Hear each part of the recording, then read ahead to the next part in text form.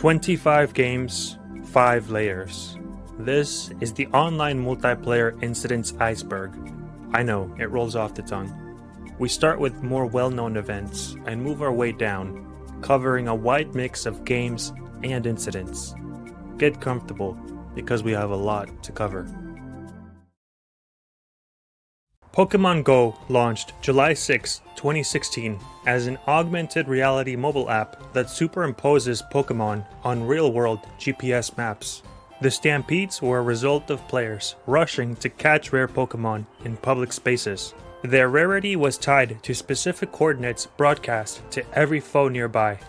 The innovative idea triggered a cultural frenzy that peaked at roughly 45 million daily users worldwide.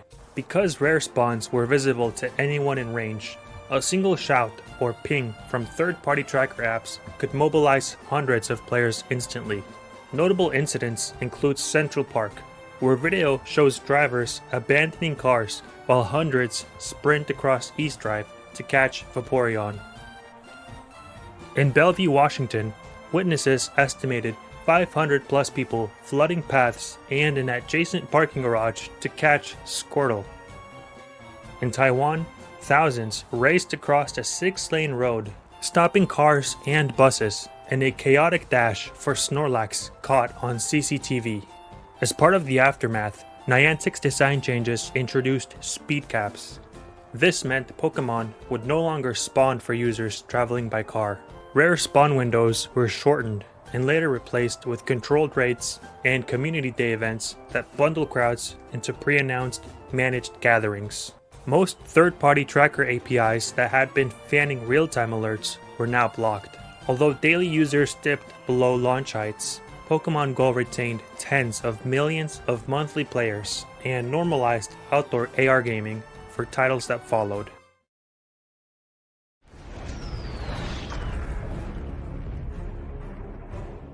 The Fortnite Black Hole event marked the end of the original Fortnite map. Fortnite had just wrapped Season 10. After years of increasingly wild map changes, players were promised a climactic live event called The End. On October 3rd at 2 p.m. Eastern Time, the in-game sky lit up with a synchronized missile launch. A cascade of rifts opened, a comet slammed into Loot Lake's energy core, and the entire island collapsed inward like crumpled paper. Everything, inventory menus, lobby background, even the quit button was yanked into a swirling singularity. For the next 37 hours and 5 minutes, Fortnite was literally unplayable. Anyone who opened the game saw nothing but a pulsing black circle and faint space wind audio. Epic wiped its social media history, so the only official post was a looping feed of the void. Data miners tried, and mostly failed, to extract hints because Epic encrypted almost every file. Some parents called in to complain that the game is broken, while marketing experts called it a masterclass in weaponized fear of missing out. Memes exploded. NASA jokingly offered to study the anomaly. Brands from Wendy's to the NFL tweeted they had fallen into the black hole as well. At 6 a.m. Eastern Time on October 15th, the Singularity spat out a cinematic cutscene and Fortnite relaunched its Chapter 2, Season 1. Brand new island with rivers, waterfalls, and more vertical terrain. Swimming, fishing, and motorboats. For the first time, water was more than waist deep. Overhauled progression, a streamlined battle pass, and metal punch cards were also added. An upgraded graphic system also paved the way for later zero-build mechanics. Analysts estimated the blackout generated hundreds of millions of dollars worth of free media coverage and helped reverse a revenue dip from mid-2019. It's not easy being an orc. My friends used to make jokes like, "Orc, the other white meat," or "Put an orc in it." I told them I'd throw them into the depths of Ragefire Chasm. World of Warcraft was barely a year old in September 2005 and already boasted more than 4 million paying players scattered across dozens of servers.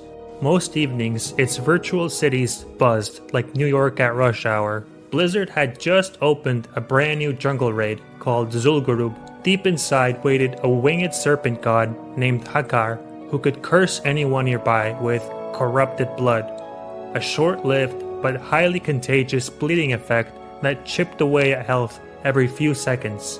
The spell was meant to stay inside the dungeon. Hunters and warlocks had pet companions. If a player dismissed an infected pet at the right moment and resummoned it in a capital city, the sickness came with it.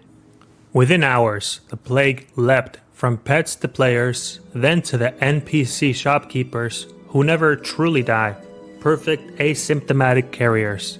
Packed hubs like Ironforge and Orgrimmar looked like disaster zones, carpeted with skeletons of lower-level adventurers who could be killed in a single tick of damage.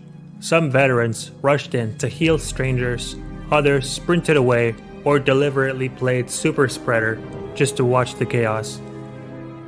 Blizzard tried rolling server restarts and even asked the players to stay put and honor system quarantine, but the infection kept roaring back the moment someone teleported in from a clean zone. After 3 weeks, the studio pushed a patch that made pets immune and effectively vaccinated the population. The Centers for Disease Control and researchers contacted Blizzard because the incident looked uncannily like a real outbreak, complete with panic travel, quarantine breakers, and would-be heroes. When Destiny launched on September 9th, 2014, Activision boasted a $500 million day one sell, calling it the biggest new gaming franchise debut. Within a month, the space shooter averaged 3.2 million daily players, each logging roughly 3-hour sessions. Those millions quickly learned that leveling past level 20 hinged on random gear drops, and the randomness felt brutal. On the rusted plains of old Russia, there's a tiny cave in the Skywatch zone. Hive aliens spawn there every 6 seconds as long as no guardian crosses an invisible line. Players discovered that they could stand at a safe distance, unload automatic fire into the darkness, and scoop up the glowing loot orbs that spilled out. An assembly line shortcut soon nicknamed the Loot Cave. Lines of 20+ guardians formed, all politely rotating magazines, while chatting about work or their personal lives. YouTube tutorials spread the trick worldwide in under 48 hours. By September 25th, Bungie pushed a hotfix, reducing that spawn rate. Rather than pretend the fiasco never happened, Bungie added a pile of charred Hive corpses inside the original cave. Counter-Strike Global Offensive is Valve's fast-paced shooter where teams of terrorists and counter-terrorists battle in short rounds. To keep things fresh, Valve sells cosmetic weapons designs called skins. They don't make the guns stronger, they just look flashy. Rare skins quickly became collector's items, and some sold for hundreds or even thousands of dollars. Valve's trading tools let outside websites move skins in and out of player accounts. A few clever entrepreneurs realized they could treat these digital paint jobs like poker chips.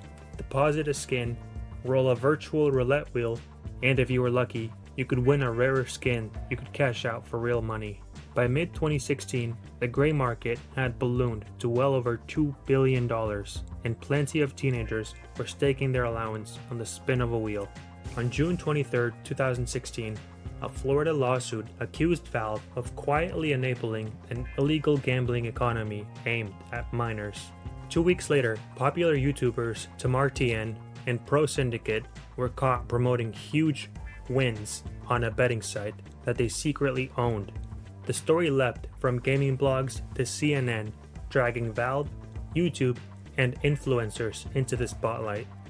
Facing lawsuits and angry parents, Valve published an open letter on July 13th saying gambling sites were not allowed to use its system. It emailed cease and desist notices to 23 major websites, warning that continued operation would mean losing access to Steam. Most of the big platforms shut down within days. In October, the Washington State Gambling Commission told Valve to prove it had cleaned house or face legal action. Valve added a 7-day delay on item traits to choke off rapid-fire betting and tightened its programming interface so casinos couldn't tap directly into player inventories. Civil suits against Valve were eventually dismissed, but the US Federal Trade Commission settled with the two YouTubers in 2017, forcing clear ad disclosures on future sponsored videos. Team Fortress 2 is Valve's free-to-play class shooter, a game that not only stood the test of time, but paved the formula for games like Overwatch and its many clones down the road. Most cosmetics come from sealed crates that players unlock with paid keys. The rarest prize is an unusual hat, normally about a 1% chance per crate, which fuels an in-game economy where top-tier items can fetch hundreds of real-world dollars. During a routine update on Thursday, July 25, 2019, a bug slipped into several older crate series. Instead of the normal odds, these crates guaranteed an unusual item every single time. Word spread through Reddit and Discord. Overnight, thousands of players bought up the bugged crates and unboxed tens of thousands of unusual hats, instantly flooding the market. Community traders dubbed the meltdown the Crate Depression. Websites went haywire as prices for some unusuals dropped from $100+ to single digits. The entire player-to-player economy stood frozen. Normal trading resumed only after Valve's fix. The first glitched unusual on each account would be unlocked and tradable as a souvenir. The rest would remain permanently untradeable. Over the following weeks, prices crept back up, but some hat values never fully recovered, and the item database still labels the affected cosmetics as a historical oddity. It became a textbook example for live service devs on crisis communication and a cautionary tale about the fragile line between rare collectible and worthless pixels.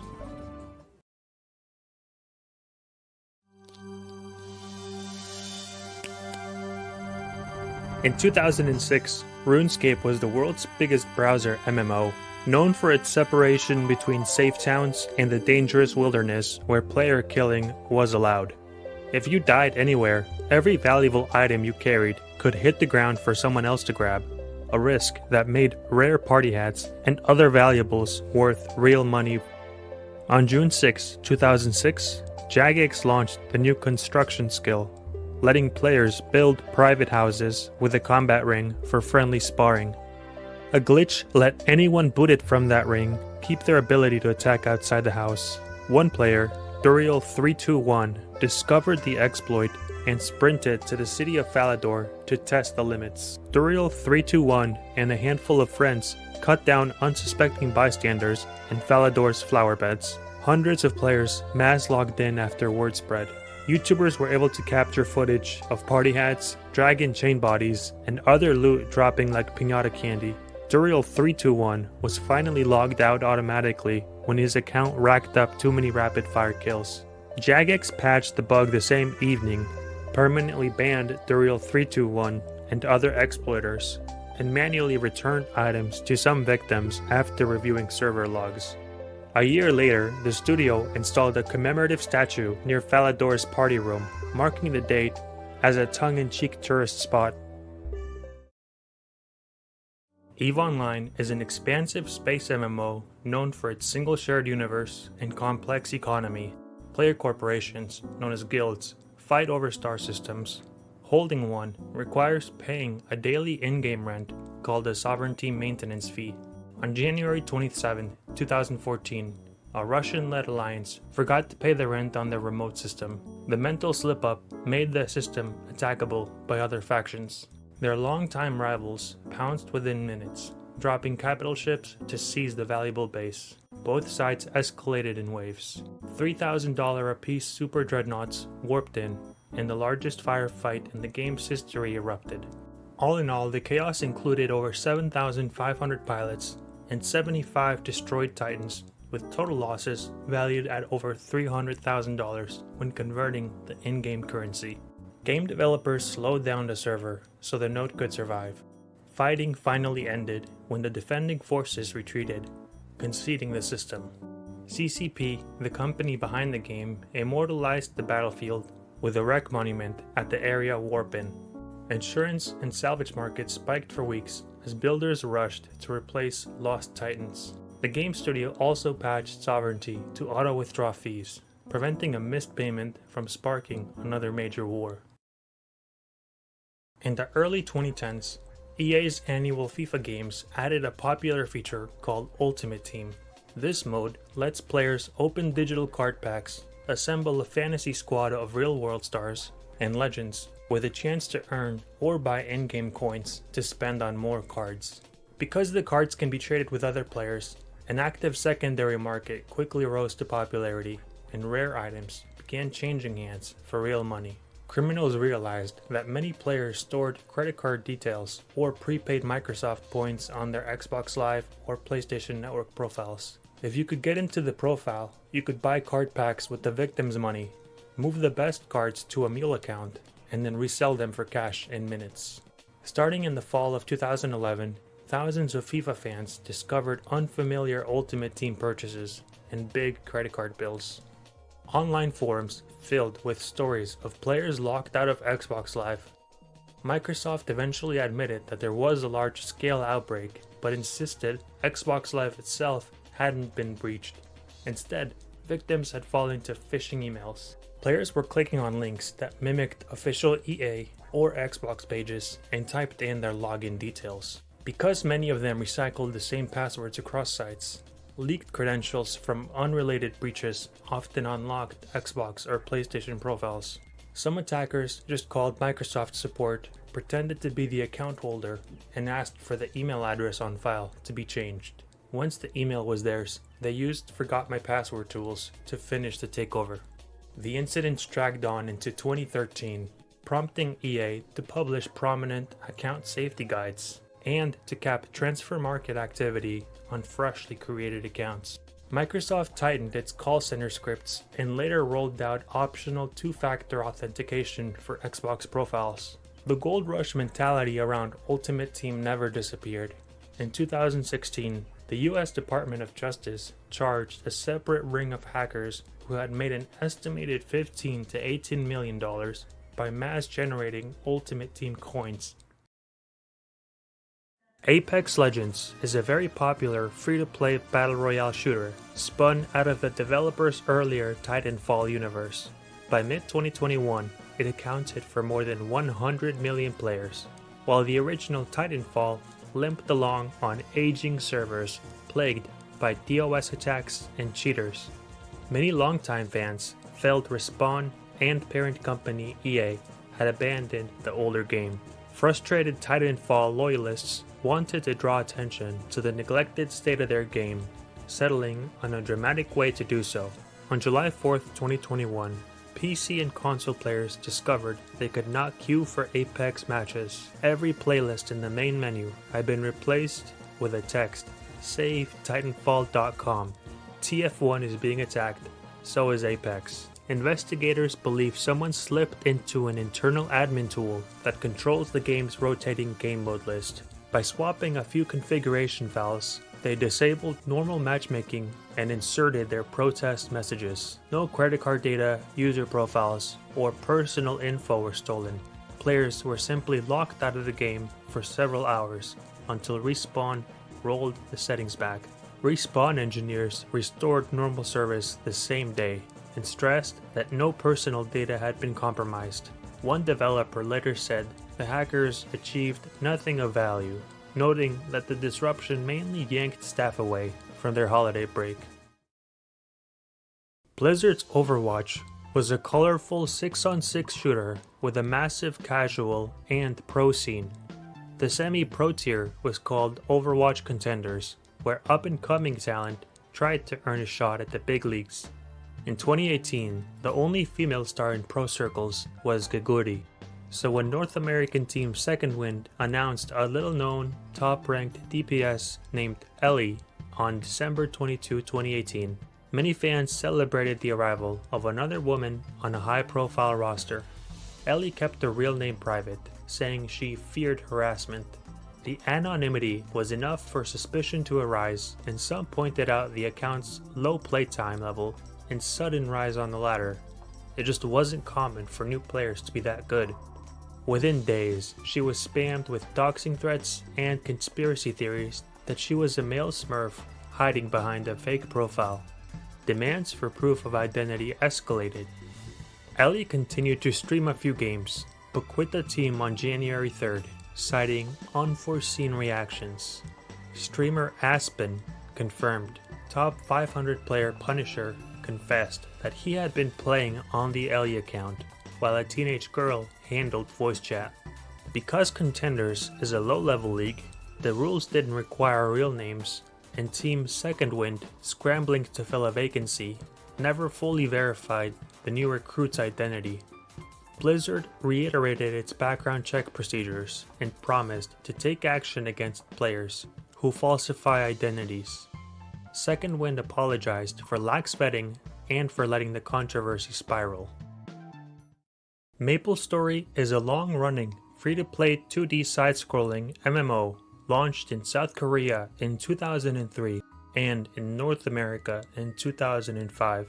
By the late 2000s, it boasted tens of millions of accounts and a real money cash shop, so rare in-game items routinely traded for serious cash. A newly discovered glitch let players copy any item or stack of in-game currency at will. Prices in the free market crashed overnight. Hard-to-obtain items suddenly flooded every shop, and in-game currency inflation soared. To halt the damage, Nexon took global MapleStory offline and rolled the game back 3 full days. The duplicate glitch was caused by players abusing the trade system. By simply yanking the network cable, you could force a small server crash, freezing the channel for everyone else. MapleStory saved the outgoing item first, then crashed before it could flag the original item as gone. Because the second write never finished, the database showed 2 identical copies. Repeat the cycle for hours, then sell the clones for real money on black market sites. Cases like this are taken very serious. A strong in-game economy is usually the best sign that a game is gonna continue to print money for developers in the long run. MapleStory took multiple high-profile dupers to court and issued mass bans. Hey guys, Josh Hutcherson here with Vanessa Hudgens. and we're really excited to chat with you guys in Habbo. It's going to be really fun. We can't wait to hear what kind of questions you come up with. We had a great time making this movie, so we have a lot to talk about. Yeah, I can't wait to talk.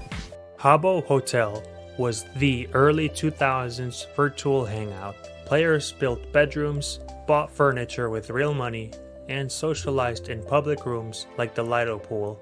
In mid-2006, the site was pulling well over 1 million visitors a week. Rumors on 4chan claimed Habbo moderators were banning dark-skinned avatars more often than others. In protest, and for the fun of it, users decided to block the hotel's most popular attraction and chant a deliberately absurd slogan, "Pools closed due to AIDS." Habbo avatars were originally solid objects. You couldn't walk through other players. A few dozen bodies in a doorway could shut a room. Registration needed only an email, so banned participants rejoined in minutes. Swastika formations were organized on discussion threads, and copy-paste scripts were heavily spammed in the game chat. Screenshots flooded image boards.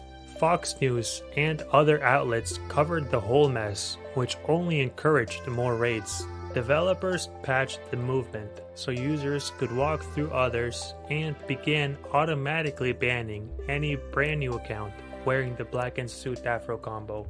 The smiling Pools Closed Afro Man became a convention cosplay and a mascot for Anonymous. The phrase still resurfaces whenever a service is DDoSed or shuttered. Sega's Phantasy Star Online arrived on Dreamcast in Japan on December 21st, 2000, becoming the first major online action RPG on a home console.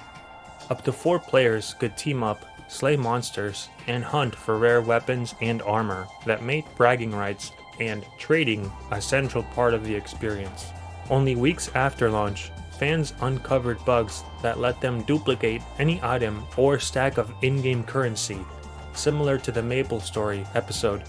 Because Phantasy Star Online saved inventories on each player's console and relied on a peer-to-peer network model, the game server dutifully accepted whatever a player-side client told it, even a file claiming 2 identical copies of a one-of-a-kind sword. Rarity vanished overnight, and cheats who once sold a lone spread needle for fortunes could now flood lobbies with hundreds. The exploit was almost identical to MapleStory. You would set up a private online game, drop or trade the prized item, then yank the phone line or power up the modem so the connection hiccuped. After logging back in, because the game saved the drop before recognizing the disconnect, both the original and the copy now existed.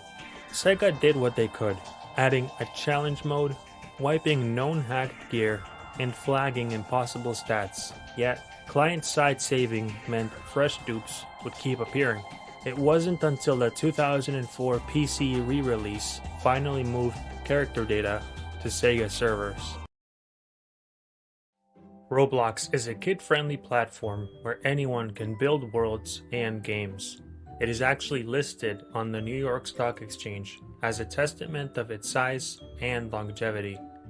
On April 1st, 2012, a small group of users found a way to slip into Roblox's internal admin tools via its public test servers. They unbanned locked accounts, showered themselves with huge Robux balances, and released unfinished or ultra-rare catalog items into the shop for as little as 1 Robux.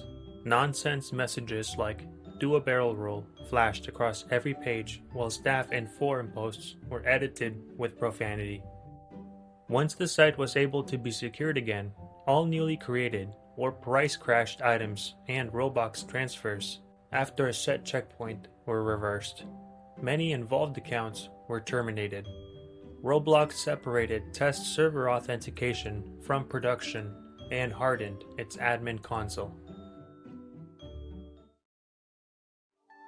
When Disney closed the original Club Penguin in 2017, a pair of student developers spun up Club Penguin Rewritten to preserve the Flash classic. Free memberships, pandemic boredom, and a wave of nostalgia pushed the fan server past 11 million registered penguins and 140,000 Discord members by 2022, making it the biggest private remake on the web. Club Penguin Rewritten ran without Disney's permission, and by 2020 was showing ads to cover its hosting bills. Lawyers filed an intellectual property complaint. Disney told the United Kingdom police the site was hosting its artwork, music, and code without a license. Officers showed up with warrants, took servers and login credentials, and swapped the homepage for the seizure notice. Rather than fight, Club Penguin Rewritten's admins cooperated, handing over control of the website in exchange for release while the investigation continued. The original Club Penguin co-founders actually praised the rewritten community, but warned that child safety and profit-making exposed fan servers to legal risk. Guild Wars 2 is a subscription-free MMO.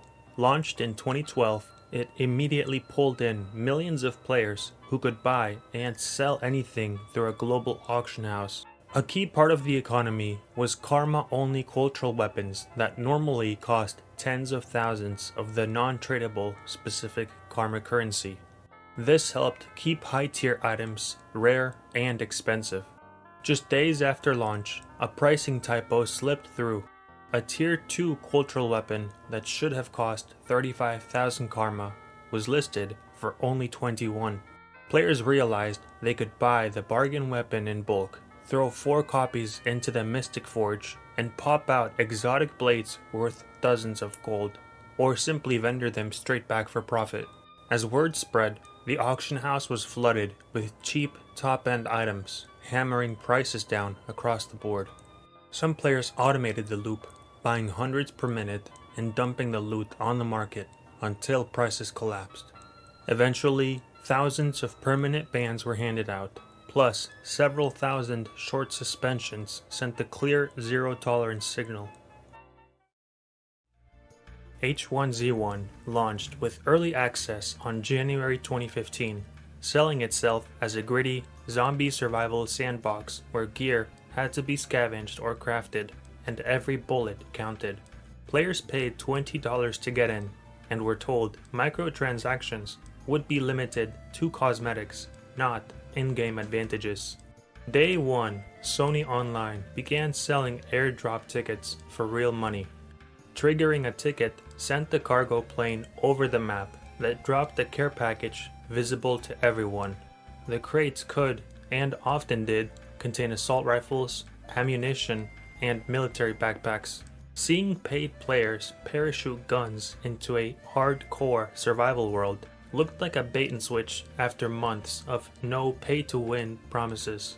Within hours, angry posts and screenshots topped Reddit, YouTube, and gaming forums.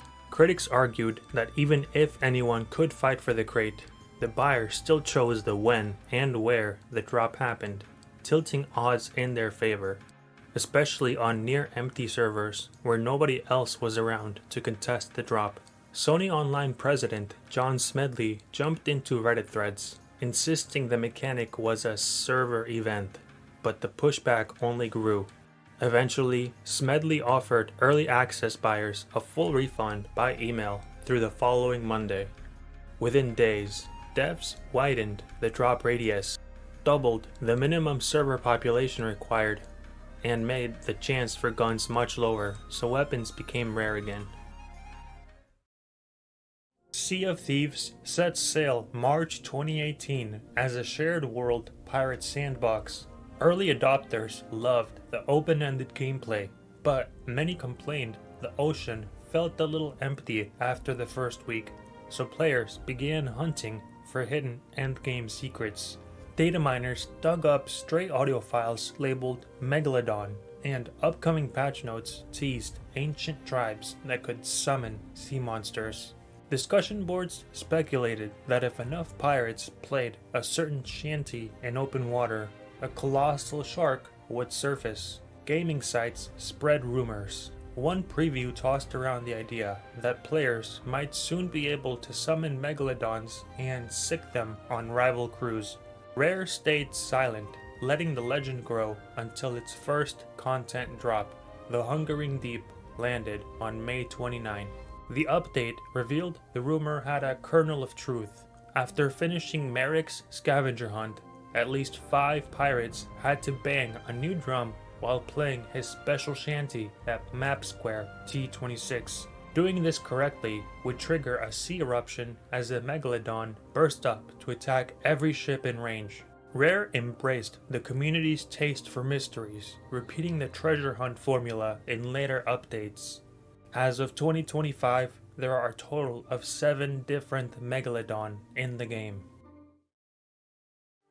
Lineage 2 is a long-running MMO game for Windows. In mid-2006, players on the North American server Kane noticed that one clan was fielding dozens of freshly created high-grade weapons and raid drops that should have taken weeks of farming each.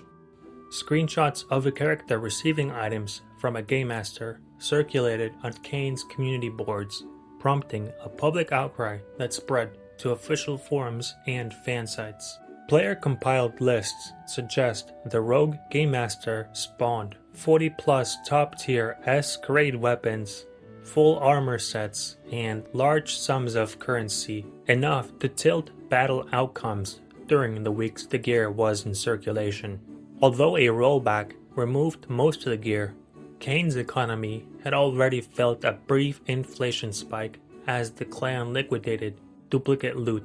The company behind Lineage confirmed that a single employee with Game Master privileges had inappropriately granted in-game items and assistance to a subset of players. That employee was terminated, and every item traceable to the abuse was deleted or rolled back, and the beneficiary accounts were banned or wiped. Moving forward, any Game Master command that created or transferred high-grade gear now required a second Game Master to sign off.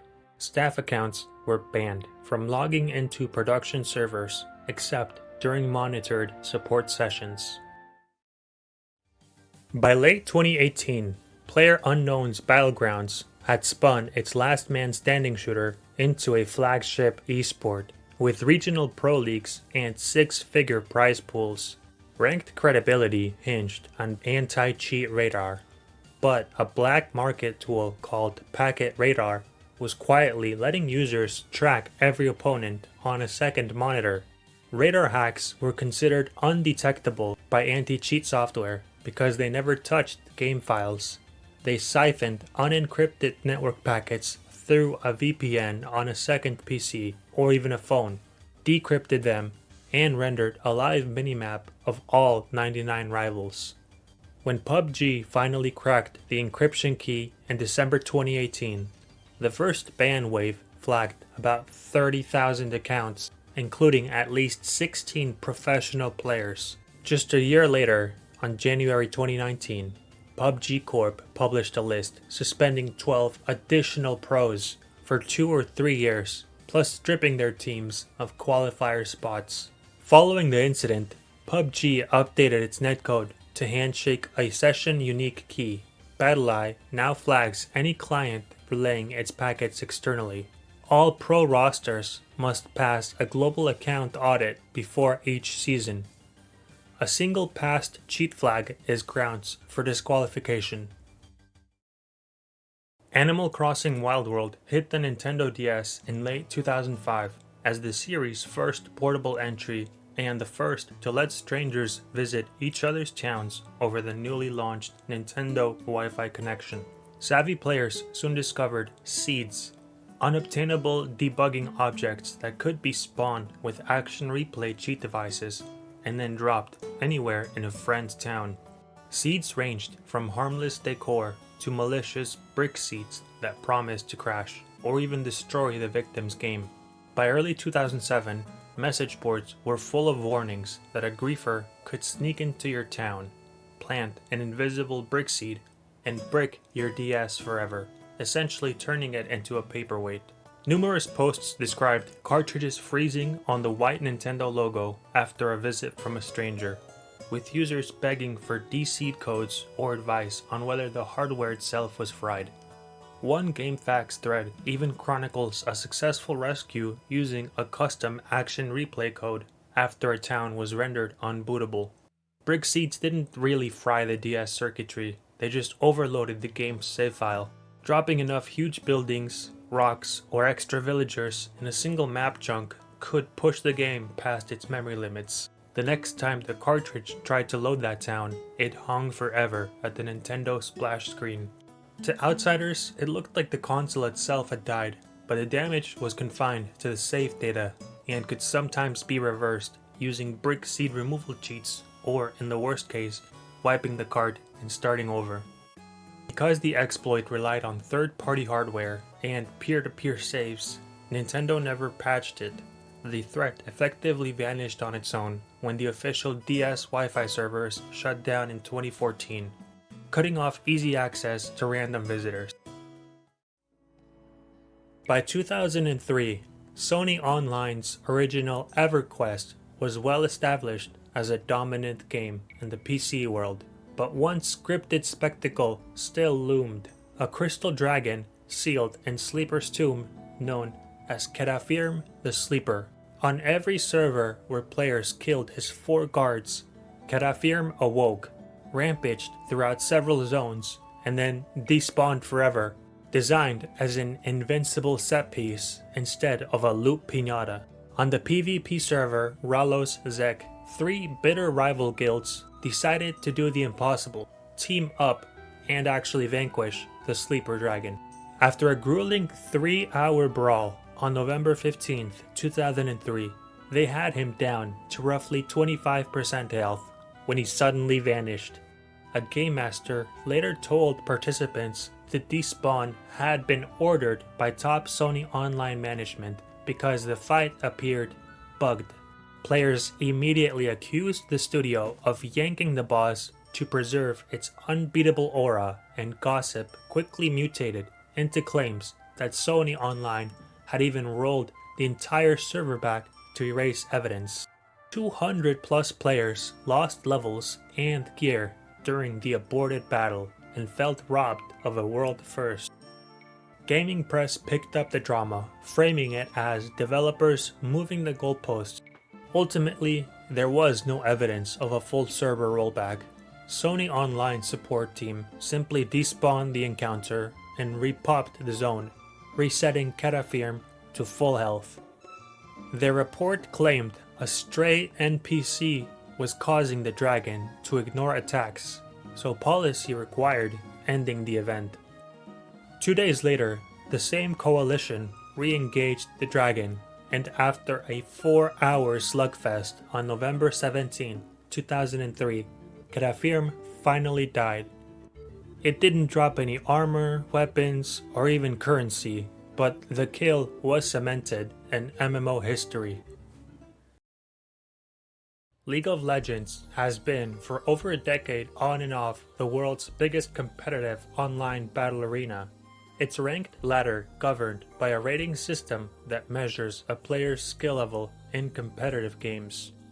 Climbing into gold, platinum, or diamond unlocked exclusive skins and a shot at Riot's brand new professional league, the LCS. An underground industry had sprung up where high-skilled players secretly logged into a client's account, won a string of ranked games, and handed back the now inflated account for cash. The scheme, called elo boosting, warped matchmaking and devalued the game. When Riot discovered that pro players were moonlighting as boosters, it threatened the integrity of the entire esport. On March 19, 2013, Riot publicly named and shamed the culprits. 7 North American LCS pros, plus a team coach. All were hit with 2-week suspensions, had every Season 2 reward stripped, and were warned that a repeat offense meant a permanent ban from competitive play. Riot stated some boosters had pushed clients nearly 900 rating points, enough to catapult a bronze account into platinum. Unlike cheating using software, boosting only requires a handshake agreement. One can only imagine the size to which the boosting industry has grown and spread to almost every online major game.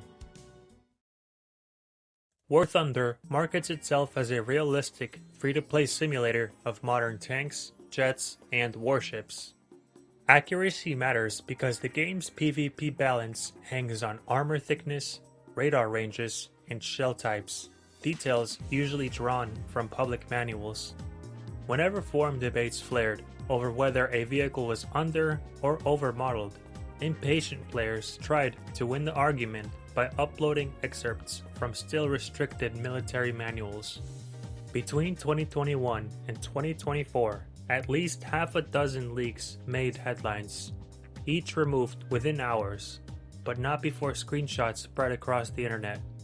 In July 2021, a serving tank commander posted pages from the Challenger 2's Army Equipment Support publication to prove that the turret model was wrong. Moderators confirmed the file was classified under the UK Official Secrets Act and deleted it. In October 2021, arguing over turret rotation speed, a French crewman shared pages of the Leclerc S2 manual, Gaijin's second confirmed leak in 3 months. December 2024, a user posted what reporters called a 730-page flight manual covering a Eurofighter Typhoon's radar modes. Forum staff yanked the thread and reminded everyone, again, that posting classified information can land you in prison. Smaller drops like the Chinese APF SDS schematics, United States AH-64D tech orders, or even the F-16 engine charts appeared and vanished in the same fashion, reinforcing the game's reputation as an operational security nightmare. Developer Gaijin released a statement reiterating that only fully declassified, publicly available sources are allowed, violators would face instant bans. Imagine needing to win an argument with online strangers so badly you actually resort to publish classified military documents on the internet.